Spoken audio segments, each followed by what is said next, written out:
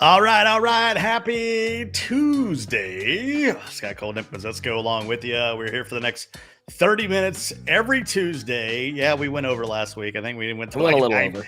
Yeah, hey, let's do 30 minutes. What, you want to talk for 90? Sure, that sounds good. Yeah. So we'll go until we get tired. I know you got things to do today. I got to catch a flight to Las Vegas. But how about it? We are getting down to the nitty gritty, getting down to the Final Four. That's probably the most exciting thing. Unfortunately, St. Peter's, the Cinderella, their run came to an end. Yeah, they had a great run. I mean, certainly, maybe tarnished a little bit by their coach going to Seton Hall, going back to his alma mater, and talked to that one. A little bit of a sour end, but I mean, a great weekend. I don't know if I've ever seen such a blue blood Final Four. That's fun, but man, there's so much going on. We got NBA Finals coming up, the Masters coming up. Could we see Tiger? Is Tiger going to the Masters? That would be crazy. I don't care who plays. It's still one of my favorite weekends of sports, bar none. Like, you don't get a better nap ever in the history of napping. Sunday at the Masters, especially if it hits on like Easter or something like that, and you're like, all right, or Father's Day or something where you got some good food out there. Yeah. Straight food coma, listening to Jim Nance. Vern Lundquist on the, I had somebody ask me, as a Jim Nance fan, obviously a legend, somebody asked me, where do you think Nance is better, with college basketball or the Masters? And I said, the Masters, without a doubt. He is the voice of the Masters. Well, if you got comments, you got questions, we'll feature them in the chat. Glad that you are here and hanging out with us. We're going to talk a little NFL as we always do. We're going to jump into some Lakers hate, or maybe just flat out honesty. Yeah. A little later on in the program. So this is all interactive. Whenever you want to get involved, we are live on YouTube, Twitch, Facebook, LinkedIn, multiple Twitches, multiple Twitters, and the show rolls on. I tell you what, something that happened literally an hour after we got off the air last Tuesday. Tyreek Hill, I had no idea, had no way of seeing this coming. All of a sudden, he is gone. I thought him and Mahomes was like Montana and Rice. I mean, I think it caught everybody out of the blue, especially as the arms race in the AFC West went crazy. I think we all sort of were waiting to see, what was the big move the Chiefs were going to do. I just don't think people saw the Chiefs subtracting, trading Tyreek Hill away. I mean, again, this I feel like is a product of sort of where the offseason went, Scott.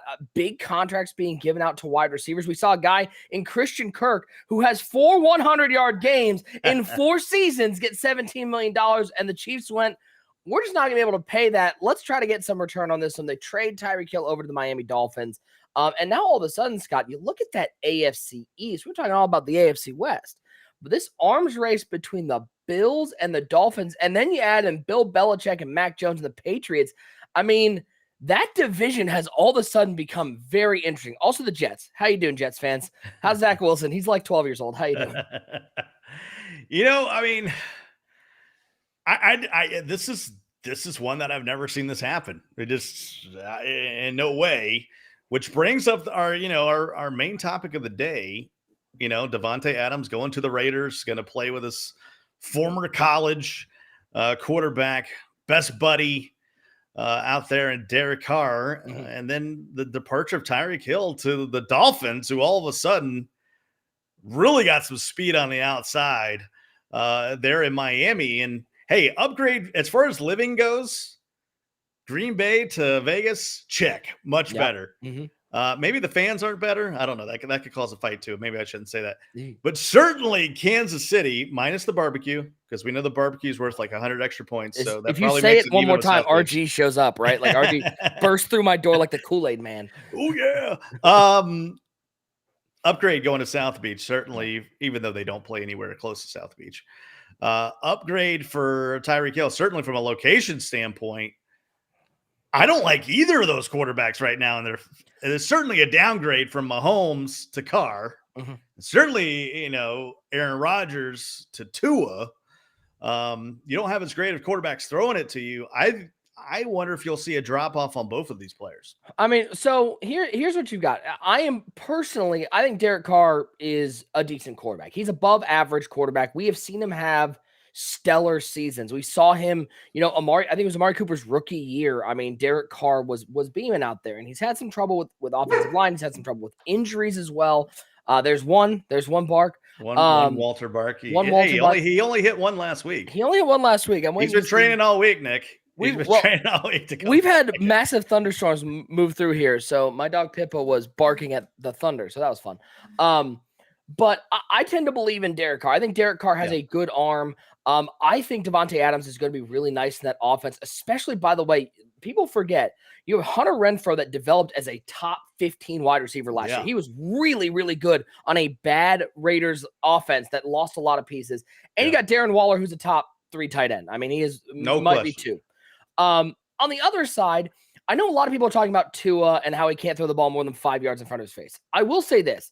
While, yes, you do lose the deep downfield capability of Tyreek Hill, how many times did we see Tyreek Hill take a slant route from Patrick Mahomes and take it 65 yards to the house? A lot. You have Jalen Waddle running the other way.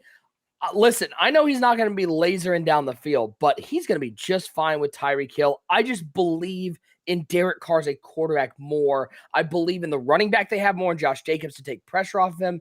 I think Adams is probably in the better position. And, by the way, is the better wide receiver. Davante Adams right now, in my mind, no question, is the number 1 wide receiver. No doubt. No, yeah, he's more rounded for sure. I mean, it's not all about speed. The route running still holds very true. Where do you see these two teams now? You got the Chiefs, and Andy Reid certainly came out and he was talking about, hey, when you got a good quarterback, you got to surround them with good players. Juju's never been a good number 1 at all. So awful number 1. Are they looking to the draft? Are they looking to trade? They got some room now that they moved Hill. What do you see there in Kansas City? So the Chiefs, we have heard there's been rumblings the Chiefs are out there looking for another wide receiver. Their current wide receiving core, as it stands, is Juju Smith-Schuster, Marquez Valdes-Scantling, and Mecole Hardman. Yuck. Like, that's not a very good. Now, again, Patrick Mahomes is very good, and Travis Kelce is still part of that. Don't forget about Kelce. Not going to forget about Kelce. But here's what I will say. I think more than this, here's what's scary about the Chiefs that I don't think people are putting as much focus on.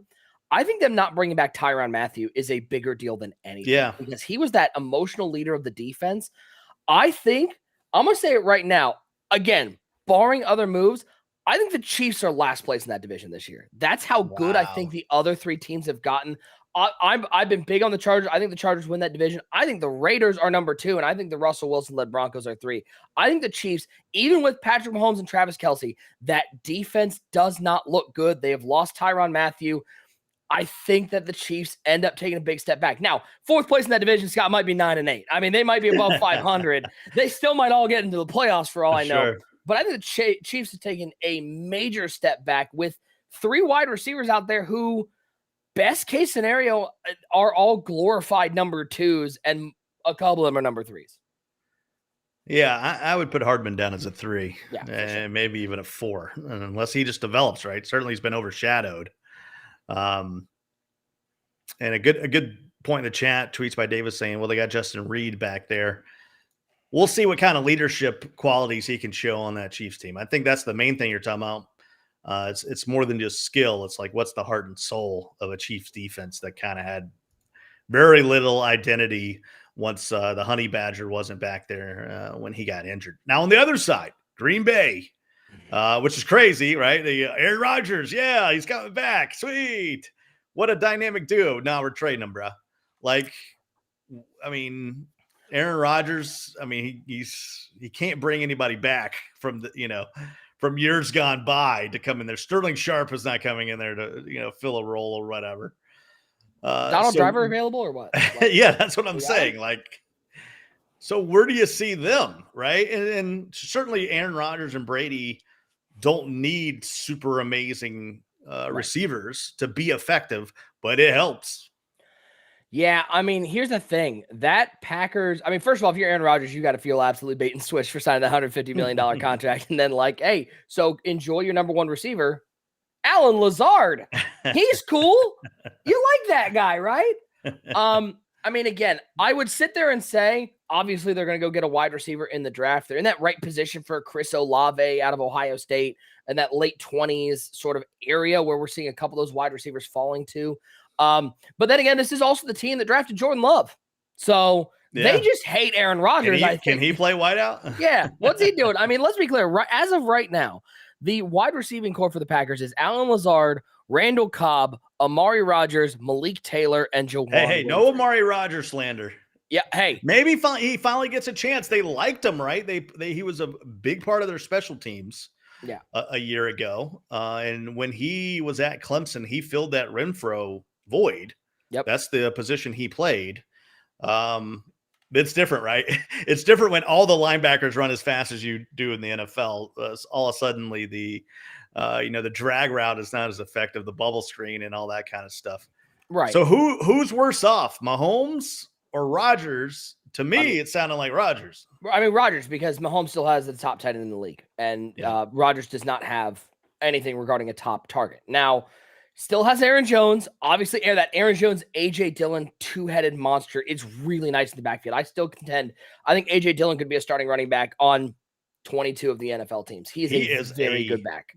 Beast. He's a beast. When he's there standing next to Aaron Jones, who isn't a small guy, but it looks like all of a sudden, the varsity team is playing with the 8th graders, right?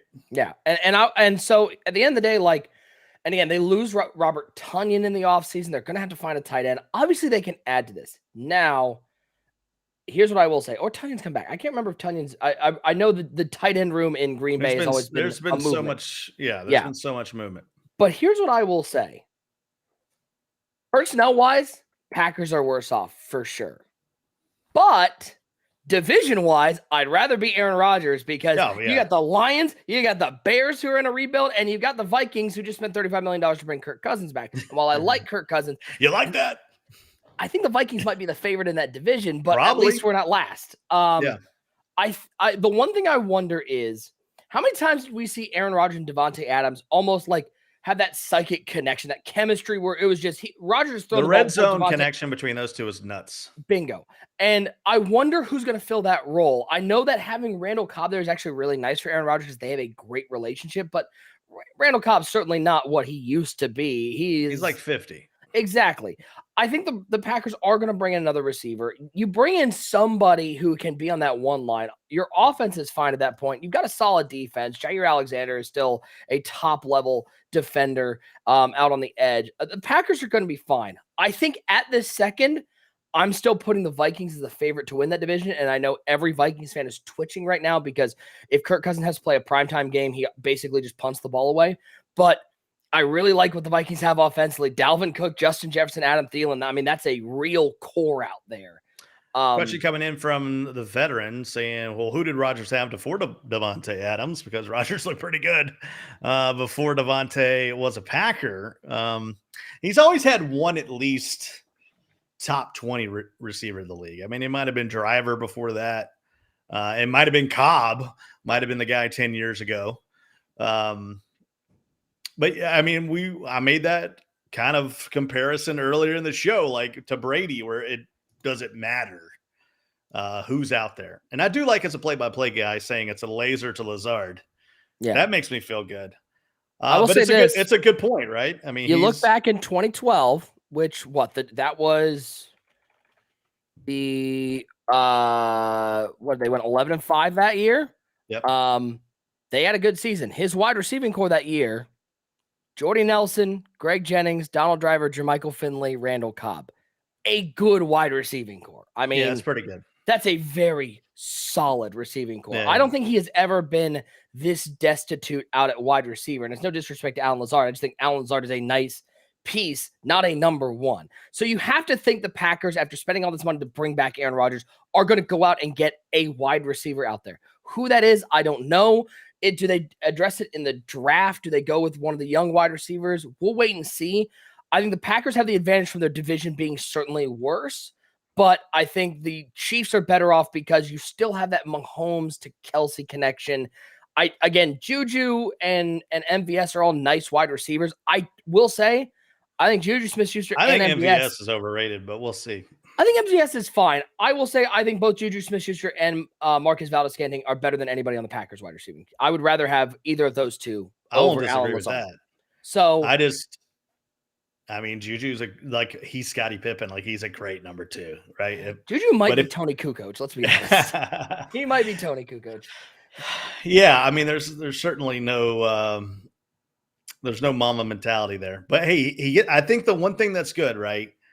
The twerking episodes and all this kind of stuff, the TikToks, like he has actually a chance to grow up and have some fresh wind, fresh fire, open up a new chapter there in Kansas City. But the fan base is, I mean, he's going from rabid to rabid. I mean, it's not, and maybe certainly I think Kansas City is probably a bit more forgiving, a bit more Midwestern hospitality there in Kansas City. And certainly it's a great place to play. Right. Yeah. I mean, we're gonna learn a lot about these two coaches too. I mean, Andy Reid is considered one of the great offensive coaches out there. Matt LaFleur, everybody has such a high opinion of him. This is going to be their toughest coaching they have had to do, in recent years. Obviously, Andy Reid had some years back in Philly where he had to deal with some stuff. But like, we're going to learn a lot about Matt LaFleur, especially as to how good of a coach he really is. Can he dial up an offense, which I think at this point has to move more towards that run than relying on Aaron Rodgers, and use Aaron Jones and use A.J. Dillon to set up the passing attack with some wide receivers that are going to, on most days at the moment, be at a disadvantage against cornerbacks. Cornerbacks are going to have the advantages against these guys. Certainly, we got some topics that are always loaded up, but if you got some particular topics you like to talk about, somebody was talking about the new NFL overtime rules for the postseason. That was tweets by Davis. I'll be honest with you, straight up. I have not seen this yet. Oh yeah, I assume it's for the good because man, it's okay. It's okay. It's got to be an improvement because what we had one of the greatest games of all time leave a bad taste in our mouth. Here's what I will say. If you look at the numbers since 2012, when the overtime rule was changed to every team getting a possession, you want to know what the percentage of games that ended on the first possession was? 50. It was right down the middle. The reason why it's worse in the playoffs is because we have better offenses in the playoffs. It's better teams inherently getting the ball first. I think that the rule itself is fine. I don't know why we're just doing it for the postseason. Yeah, make it the whole thing, right? Because I always get upset when it's like, well, here's a particular situation. Now that we're doing this, we're doing that. Like, just make it a global change. Yeah. Also, by the way, because it doesn't pop up in here because it's Twitter, but from Twitter, Shotmaster, my guy Shotmaster watching on Twitter. Dude, Shotmaster's the man. Yep. Yeah, he's the guy. He's the guy. He's the OG. He says, no way you think the Chiefs are last in that division. They dog walked the Raiders last year with a combined score of 89-23. I'm sorry, even the great Davante Adams doesn't make them 60 points better, even without Honey Badger. You dog walked the Raiders in a year in which they lost their head coach, their top wide receiver, and their top draft pick from 2 years ago. The Raiders were in turmoil last year. Somehow made the playoffs, which continues to impress me. If they're healthy, I think their pass rush is going to give Mahomes some problems. I think I'm really curious on how Mahomes is going to bounce back. Yeah, because he was trying to play backyard football those last couple games of the year, including the playoffs, and it was ugly. Let me run this by you, Scott. You're a defensive coordinator. You're taking the Kansas City Chiefs. Isn't your defensive plan double Travis Kelce, and I dare you let Juju Smith-Schuster beat me, who couldn't beat one-on-one coverage at all last year? Go for it. Or hand the ball off to slow Clyde Edwards-Helaire. What's your offensive game? You're double teaming Travis Kelce and going beat me with anybody else. Are you really counting on Juju or MVS or Clyde Edwards-Helaire to win you games? Yeah, maybe the Chiefs need a running back instead of a number one wide receiver at this point. That's why Aaron Rodgers is in a better position. I mean, again, obviously Patrick Mahomes is a talent. Could we see the Chiefs win the division? Sure. I mean, obviously, when you have elite talent like that, yes, obviously. I'm just saying at roster construction, I like the Broncos better. I like the Chargers way better. And I like the Raiders Chargers way better. Yeah. I think they are far and away. Chargers might have a chance to go to the Super Bowl. If the Chargers are healthy. I'm sorry. Have fun going up against Joey Bosa and Khalil Mack every week. Enjoy blocking those two. Oops, Derwin James is back there with J.C. Jackson. What are we doing? They bring him on the blitz sometimes too. So they're going to have a chance for some exotic packages there. I wanted to say San Diego, but in thanks guys Los for moving Angeles. out San Diego. Yeah, Qualcomm, rest in peace. Let's stay on football. A quick topic here: Jimmy G or Trey Lance, because the 49ers say we're not planning on cutting Jimmy G. And maybe that's a poke for all NFL teams that, hey, he's still up for trade. Yeah, I mean, they've said that John Lynch has said they have not received any offers for Jimmy Garoppolo. And I don't doubt it. It doesn't surprise me. I am not a Trey Lance believer. I think Trey Lance is cool. Again, I do believe that the 49ers do have to, you got to do it or you don't. You got to give Trey Lance a chance to start and find out what you have in him, because this playing him 6 games, 7 games over 3 seasons, like, play him or don't. I am a person who believes Jimmy G is better than people give him credit for. I still think he's a league average to below league average QB, but the dude goes out there and wins games. He has been good for the 49ers. He would be an upgrade in Carolina, though. He would be an upgrade on at a lot of places, right? I mean, you're talking let's 10 say to 11 teams. Yeah, right, somewhere in there. Yeah, I mean, so he has some value on the market. The question is, yeah, I don't know. I mean, this is the guy that was going to force Tom Brady out at one point. I mean, here's the answer. I honestly thought up until the events of last week, Jimmy Garoppolo was going to be the starting quarterback for the Cleveland Browns. I thought it made sense. It was a team that had a strong running game, a strong offensive line, and didn't require your quarterback to do a lot. That fits Jimmy G's play style perfectly. That's the Kyle Shanahan offense. Well, maybe the way this Deshaun Watson's going, maybe a 1-year Jimmy G ain't a bad move for Cleveland anyway. Yeah, well, we got Jacoby Brissett, the great Jacoby Brisket. I'm all down for some delicious Jacoby Brisket. Jimmy G is basically Alex Smith, right? Yes, that is what Jimmy G is. I think Alex Smith probably has a slightly better arm, but Jimmy G is certainly a game more manager. Mobile. Yeah. Smith was certainly more mobile. Yeah. There's one. I got one on my end. All right, so 1-1 in the dog barking categories. Right. Not as loud as Walter, though. Walter, he likes to get right up on the microphone. No, Pippa's 28 pounds. Like, she doesn't have any bass in her voice. Kind of like me. No bass whatsoever. I mean, I think you say Trey for the long run. I don't think he's a long run guy either. So if you're going to go with Trey, you better draft somebody or bring in some veteran or somebody. I mean, you say Trey because you spent a 3rd overall pick on him. Like, you have to find out what you have in him. He's not Justin Fields. No. Right? No. Not even close. Let's move on to basketball, because the Lakers are terrible. I mean, terrible. And one thing I was looking at this week, when Jordan did not have Pippen for like 35 games, I mean, they won a lot of games. They won a lot of games with just MJ out there on that Last Dance season. And you can't really smudge LeBron here, because his stats have been crazy. He's been playing 40 minutes a game this month. It's just not enough. It's not enough with this team. Westbrook is their highest paid guy going into next year. So it's ugly in LA. And so now that he's got this ankle injury and it's on the same leg as certainly a leg that he's had knee problems with, is it time just to shut him down and maybe shut the rest of the season down? Because who cares about the 8 seed knowing you're going to get obliterated by the Suns if you get into a play-in game? I mean, here's the question they have to deal with is, how severe is this injury to LeBron? Are we talking, severely sprained? Are we talking a week rest? We'll give it to him, because Anthony Davis practiced fully 2 days ago. He is a full participant in practice. He is on the timeline to return. And I am still a person that believes that the Lakers with LeBron James and Anthony Davis are better than a lot of the teams in the West. Are they better than the Suns? No, I think the Suns are far and away the best team in the West. But the Lakers are currently only have a half game lead on the Spurs to stay into the play-in tournament. And I think with Anthony Davis back, if LeBron James is there, they are a lock for the play-in tournament. They are better than the Spurs team, even though I like DeJounte Murray and that entire offense. Devin Vassell is cool, and Keldon Johnson has come on really nicely lately. I still think the Lakers with AD and LeBron are better. But the question becomes, again, is LeBron James healthy enough to do that? Because at the end of the day, LeBron has to carry that team. LeBron is the top scorer right now. I mean, everybody can hate on LeBron all he wants, but he's averaging 30 points a game right now and is doing it with not a lot of help and is single-handedly keeping the Lakers in the play-in tournament. They're better with AD. If AD is back, I think you have to keep playing him, because that team in the playoffs, you never know what can happen. Dikembe Mutombo happened once, so, who knows?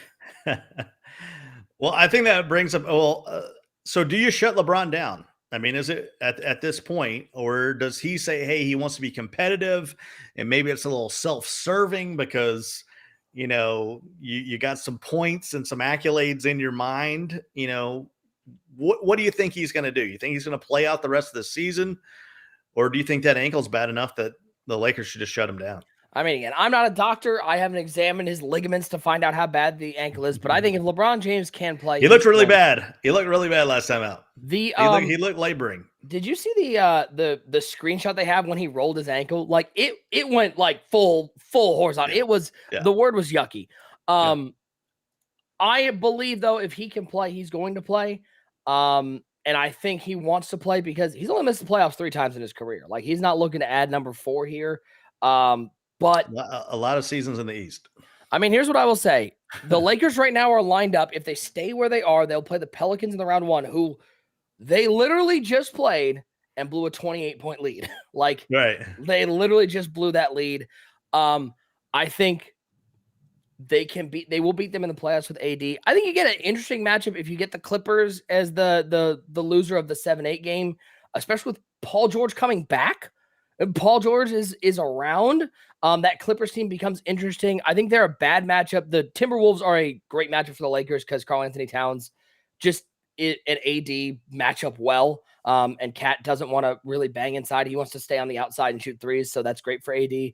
But again, if he can play, I think LeBron is going to play. And I think they're going to, with AD and LeBron, get out of the play-in tournament and get to the first round of playoffs and then get absolutely demolished by the Phoenix Suns, in which case, cool. You did technically make the playoffs. Great work. Well, that brings up the second question. Moving on to the next season, because I don't see them winning the championship. Is it time for the Lakers to move on from AD? I mean, he's played like half the games. He's only played 68 games twice in his career. He's the glass battleship at this point. He is very fragile. Yeah, he is 29 years old. He's got 3 years left on the deal, that early termination option in 24, making $37 million a year. I mean, obviously he's a player that you can get trade value for. He's still young. I think there are lots of teams that could use an Anthony Davis style player. There's no question the talent, right? Yeah. I mean, he's a top 5 player in the league when he's on the court. And the problem is he hasn't been on the court. I still think when you have Westbrook, LeBron, and AD, if you got 2 of the 3, that should be a playoff team. Yeah. I think without a doubt, Westbrook is first in the chopping block, though. He doesn't fit well with LeBron because he's the highest paid, as I said, $47 million. So you got to do something. Right. And he wants to be a ball handler first, whereas LeBron wants to run that offense.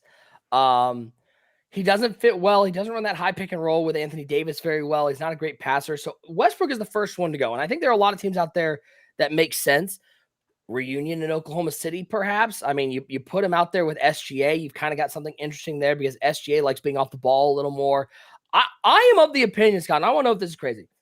I just think Russell Westbrook is a small market player. He thrived in Oklahoma City. He played well in Washington. He played decently well in Houston. I think the bright lights don't do well for him. He's kind of like Carmelo Anthony in that way. Carmelo was much better in Denver than he was in New York. I just think he's a guy that wants small market, wants to be the guy on a small market team, and wants to have the adulation of all those fans there and not have to deal with the LA media or the New York media or the Miami media. Like, go to a small market team, Russell. Make your bag. Go for it. I mean, he's a number 3 guy, and I'm not even sure he's playing like a number 3, option on a team. I mean, I'd rather have Malik Monk than him. Let's be honest. Right now, I would rather have Malik Monk. I mean, you look at the numbers. Yeah. I mean, certainly from a money standpoint, you got to agree with that. I'm loving this topic right here. Final topic of the day, unless someone in the chat's got something good that pops up. Best basketball coaches of all time.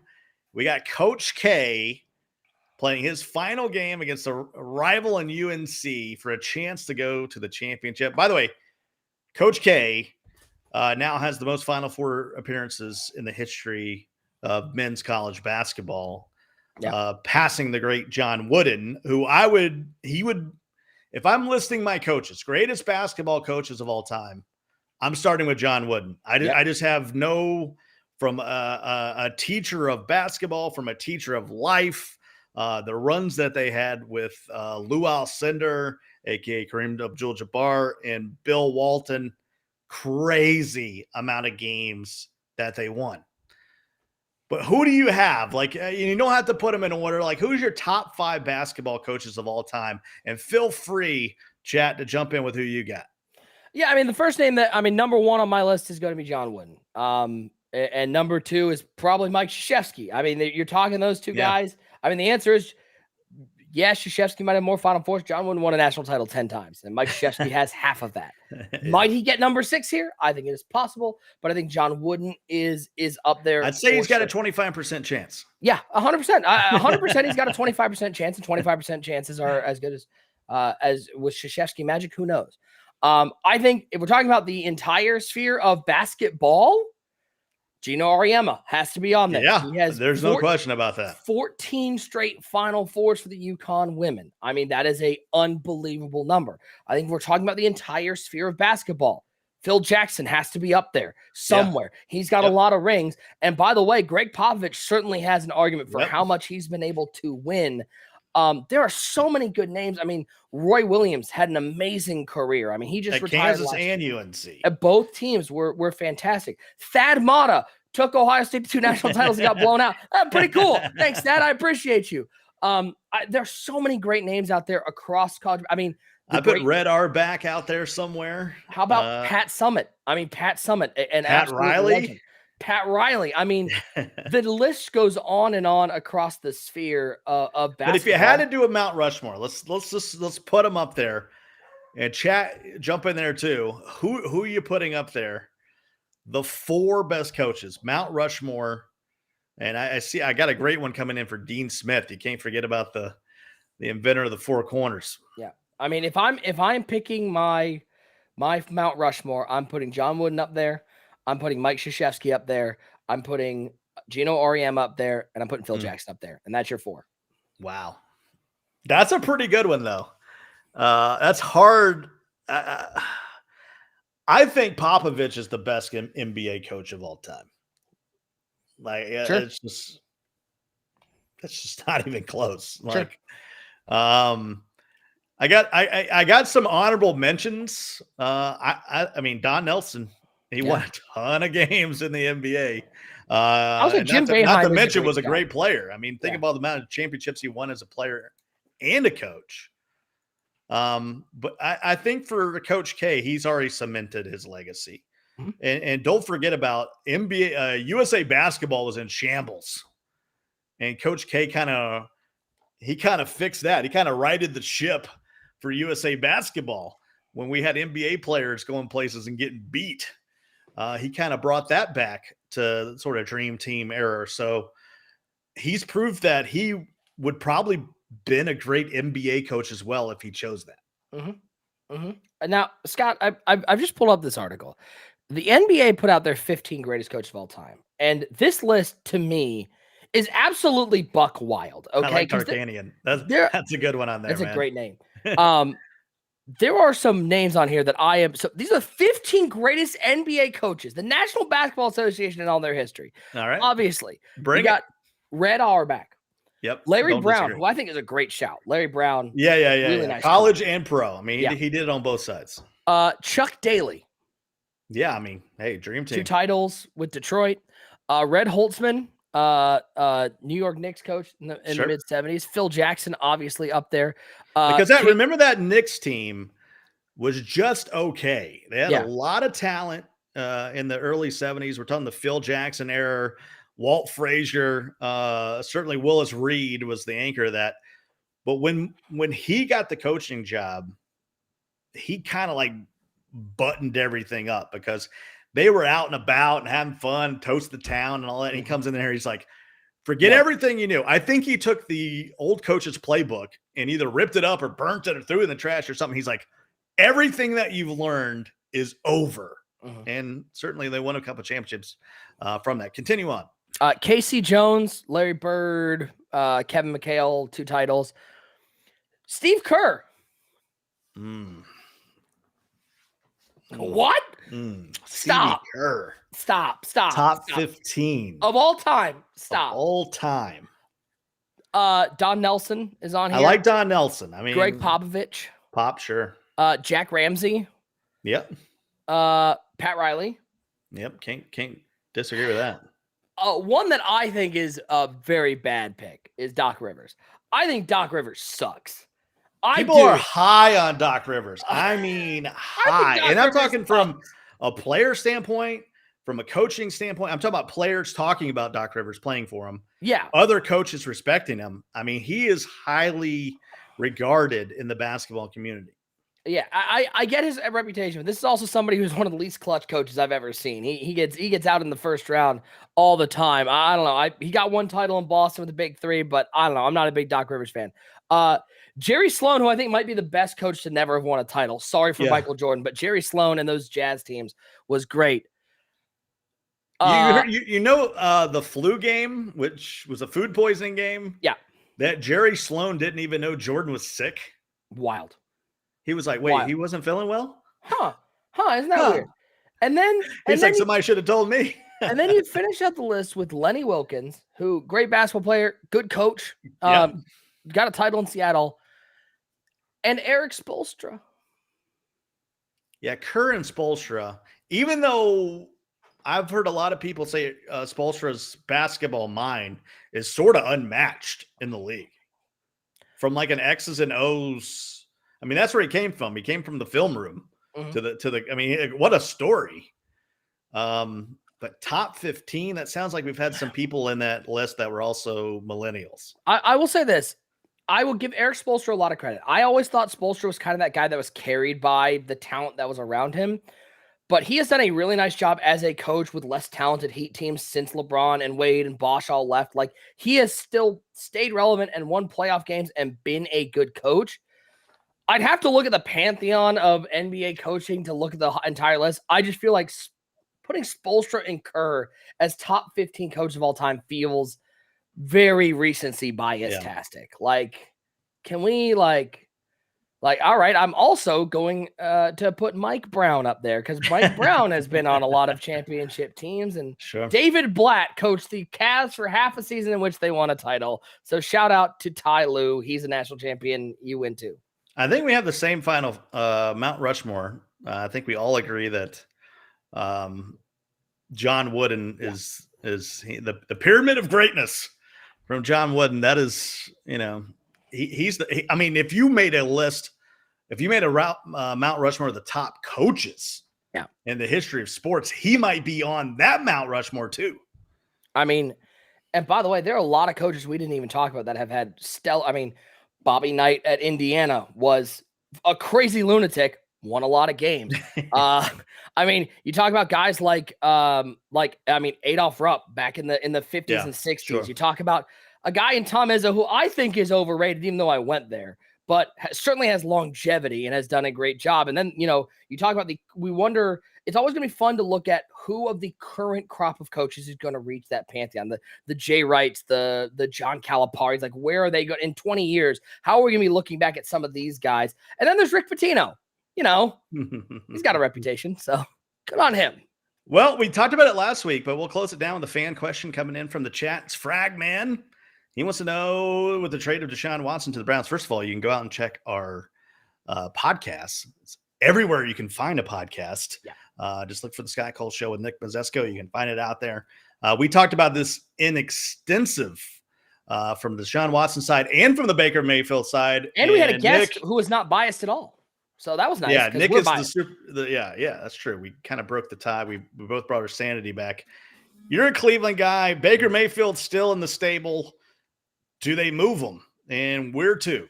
I mean, here's the answer. Do they have to move him? No, Deshaun Watson is making $1 million this year. I mean, this is intentionally how the contract is structured. Yep. Do they have to move him?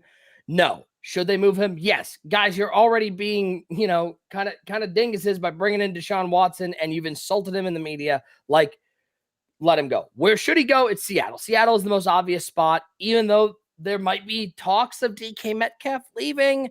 I still think Seattle is the best fit. But if the Browns were to hang on to him and they could get to a place where Baker Mayfield is not resentful, it goes out there and plays hard. Obviously, as a guy who's going to be looking for a big contract after this year, only 1 year left on his deal. Yeah. I am of the opinion I do not believe Deshaun Watson is going to play a snap this year. It's kind of, you can rent them. If you're a team, you can rent them for a season. Yeah, I mean, could a team maybe like the quarterback class coming in next year, because as documented, the quarterback class this year is trash. I mean, again, you got teams like Carolina who at least has some talent. Like, I don't think the heavy rebuild teams make sense. Atlanta, Detroit, I think Carolina is going to take Pickett, and they might have to move back for it to make sense. Sure, but I think they're going to take Pickett. I mean, Matt Rule, right?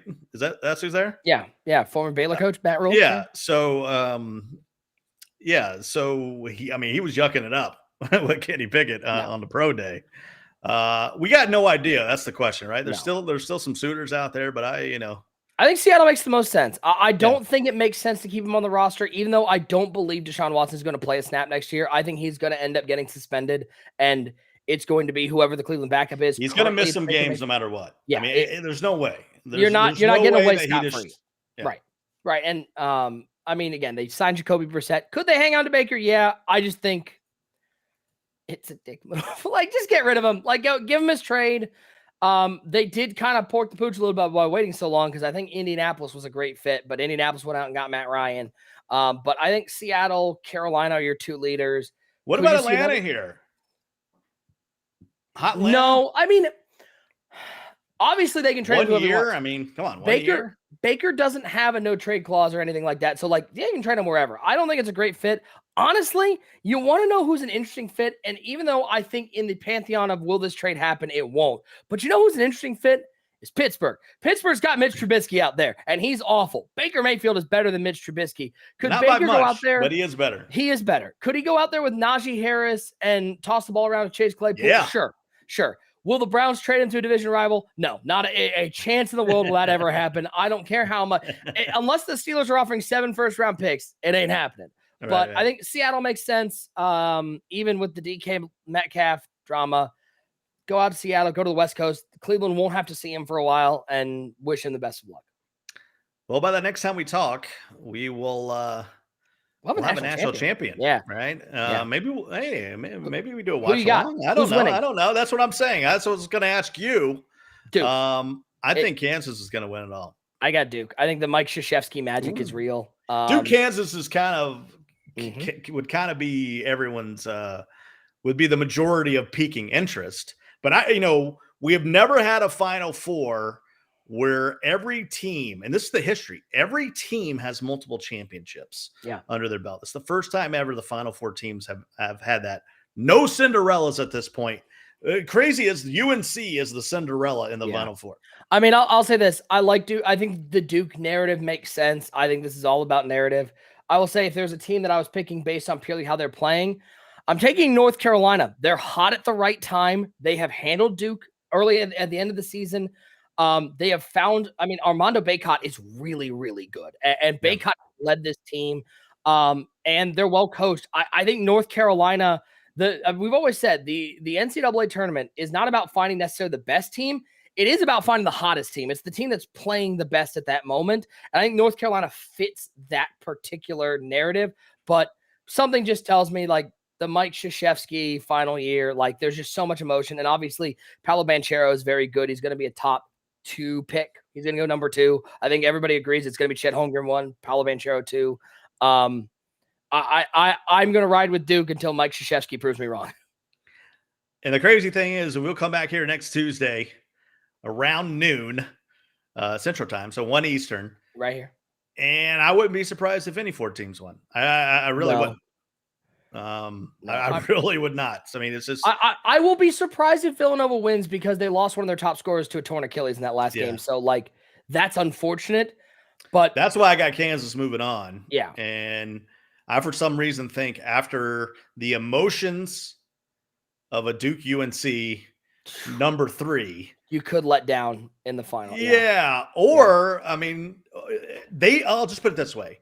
I don't know what to do with the Coach K emotions, right? So if it's Duke, Kansas, they did not look good at Cameron with that kind of emotion on the line, right? Like, final game in Cameron, you're playing UNC. And they got worked. I mean, North Carolina got worked. That game was not close. When Mike Krzyzewski has to apologize after the game, you know it's a bad game. Yeah. Not a disagreement. We got to get out of here. I got to catch a flight to LA. I know you got things to do today. We appreciate each and every one of you in the chat and those out there listening on our podcast. We're back next Tuesday with another show. We're looking to expand as we go on here, but for now, we're starting with Tuesdays. We're back talking more NFL, NBA. Maybe we'll put a bow on the college season and talk about who might be jumping to the pros from college hoops. So appreciate everybody coming by, supporting us. We're trying to get something off the ground here. And hey, we just enjoy hanging out anyway. We would be doing this anyway. Yeah. And we were just like, hey, hey, in front of a camera. Why don't we just stream it? Why don't we stream it? So hopefully everybody enjoyed the show, and we'll see you guys next time right here on wherever you're watching. Hey, what's up, people on LinkedIn? Shout out LinkedIn. Shout out LinkedIn. We'll see. We love you guys.